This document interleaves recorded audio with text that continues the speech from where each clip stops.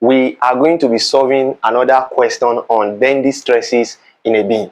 And the question is two circular beams where one is solid of diameter d and the other is a hollow of diameter of outer diameter d naught and inner diameter di. They are of same length, same material, and same weight. So we want to find the ratio of the section modulus of this circular beam. Alright, so you can see I wrote here solution, and I started with the diameter of the solid beam, which is denoted by d, and the diameters of the hollow beam, which is d naught and di. So we are going to say let L be the length of each beam, and the W be the weight of each beam, and the density of the material of each beam, that is shaft. So nothing but they are all same, because from the question they already told us that same length, same material, and same weight. So we are going to be starting with the weight of the solid beam, and then we are going to denote that with W subscript S. So this is the weight of solid, which is nothing but what? This is going to be equals to density times gravity times area of the solid, then times length. Alright, so this will be equals to density multiplied by gravity times the area of a solid is nothing but what? Pi d square over what? Over 4. So this is pi d square over 4 multiplied by length. Alright, so that is what we are going to have for the weight of our solid. Now we are going to consider the weight of the hollow beam here. Alright, so we are just going to denote that with W subscript hollow, let's say H.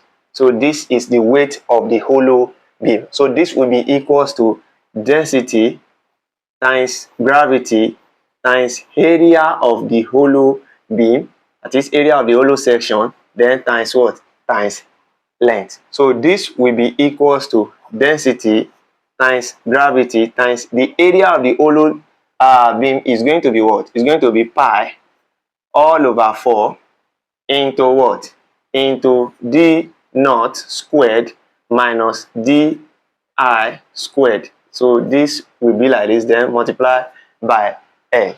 Now, if you look at the question says they are same length, same material, and same what? Same weight. So it means that same weight, it means that the weight of the solid will be equals to the weight of the what? Of the hollow beam. So we are going to equate what we have here with what we have here. That is, we are going to say, I would like to put this at the middle, sorry.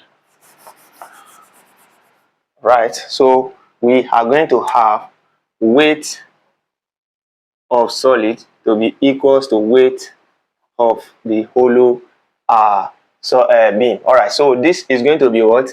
Density times gravity times the area of the section, that is d square all over 4 times L will be equals to density times gravity times pi all over 4 into d naught squared minus di squared multiplied by what? L. Alright, but don't forget they are of same length, so it means L will go with what? L. Exactly.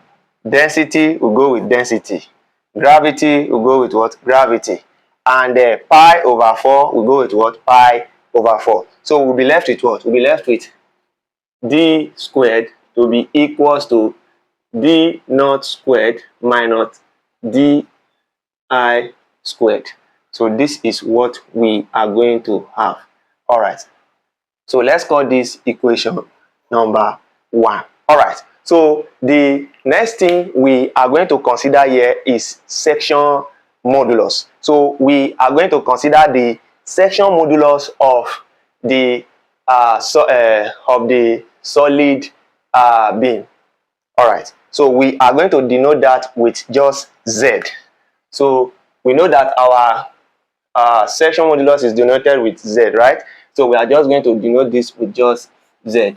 All right, so this is the section modulus of the solid beam. So this is nothing but what? It is nothing but pi all over 32, then d to the power of what?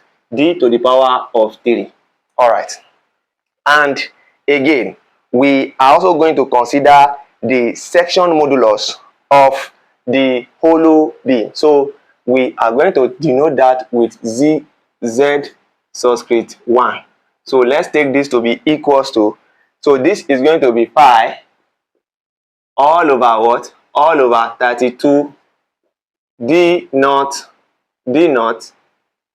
into d naught to the power of 4, sorry, minus di to the power of 4. All right, so this is what we are going to have. All right, so now again we can further represent what we have here in form of difference of 2 square, right? So we can further write this to be equals to pi over 32 d naught into d naught squared minus di squared into d naught squared plus di squared. All right, so now we can therefore now take the ratio of this section modulus of the solid and the section modulus of the hollow beam. All right, so let's take z, so let's take the ratio now, z all over z1. So this will be equals to pi all over 32, then multiply by d to the power of 3 divided by pi all over 32 d naught into d naught squared minus d1 di squared into d naught squared plus di squared.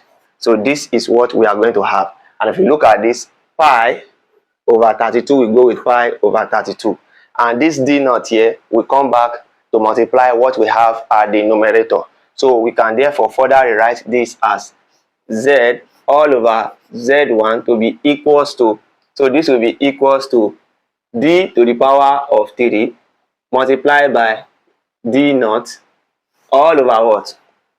All over d naught minus d naught square minus di squared, this the outer diameter minus the internal diameter, into d naught square plus di squared. So that is what we are going to have. All right, so now again this d naught, this d to the power of 3 that we have here, we can rewrite it in this form. We can write it to be d multiplied by d naught multiplied by d naught d squared. I hope you understand this. We can rewrite this to be, I would like to clean this because I want to try to manage my space. So you can just write equal to here. You can write equal. Well, let's go. So we are going to say z all over z1 to be equals to d multiplied by d naught multiplied by d squared, because d times d squared is going to give us what? D to the power of 3. So all over what? All over d naught squared minus di squared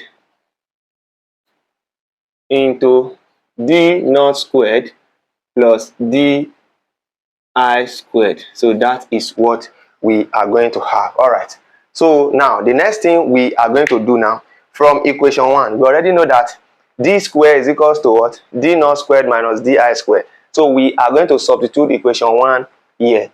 So let me clean this side.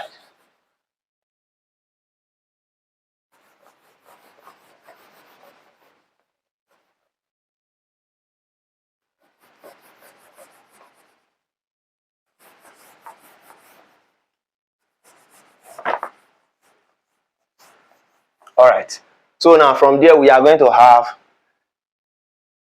z over z1 to be equals to d multiplied by d naught, then multiplied by our d square is equals to what? Is equals to d. So it's going to be d naught squared minus di squared.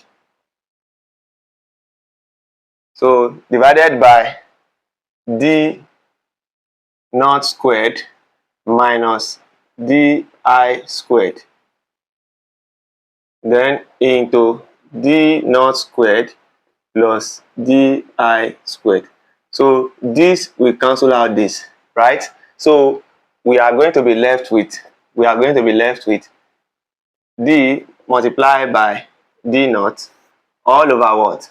All over d naught squared plus di squared. So this is what we are going to have. All right, but we can still proceed. Now we can make our di square here the subject. If we make our di square here the subject, so it's going to be what? If we bring what is here to this side and we take this to the other side, it means that our di squared will be equals to what? It's going to be equals to d naught squared minus d squared, right? So we are going to replace this di squared with what we have here. So it means that we are going to rewrite this equation here. It's going to be z all over z1 will be equals to d multiplied by d naught divided by d naught squared plus our di squared is going to be d naught squared minus d squared. All right. So and this will be equals to, like to clean this part.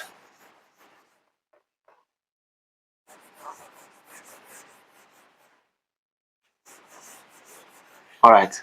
So this will be equals to, let me write it here. It's going to be equals to d multiplied by d naught into, then this plus this is going to give us 2d naught squared minus d squared, right? All right. So again, we can further rewrite this as z1 over z.